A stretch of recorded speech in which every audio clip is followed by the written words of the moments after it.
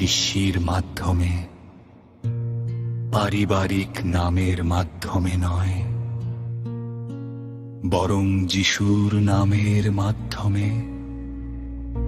এবং তবু আমরা সবাই এই সত্যটি জানি, গভীরতম ভালোবাসা প্রায়শই সবচেয়ে গভীর ক্ষতের সবচেয়ে কাছেই বাস করে।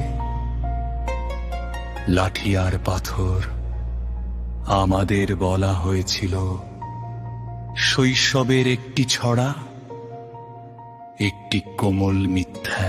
কারণ কথা ঘাত করে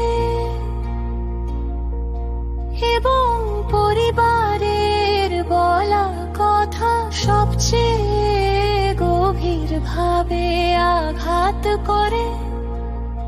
সেই মানবিক বাস্তবতার মধ্যে আজকের সুসমাচার প্রবেশ করে।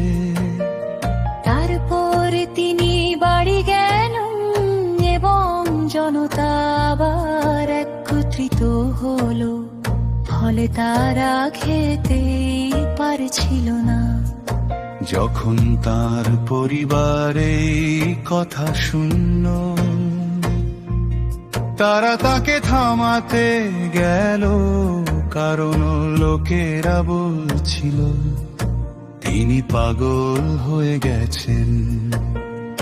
এই কথাটি প্রতিধ্বনিত হতে দিন।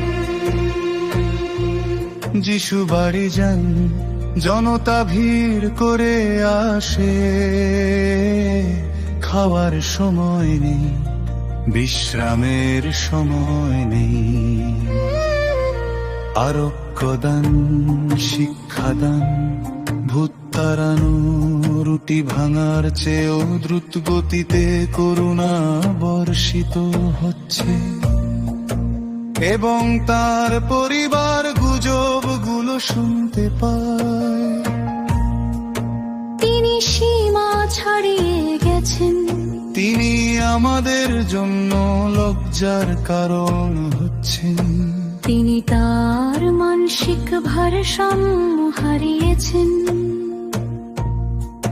তাই তারা যায় শুনতে নয়, শিখতে নয়, বরং তাকে ধরে আনতে, তাকে নিয়ন্ত্রণ করতে, তাকে ফিরিয়ে আনতে, তাকে আবার স্বাভাবিক করতে।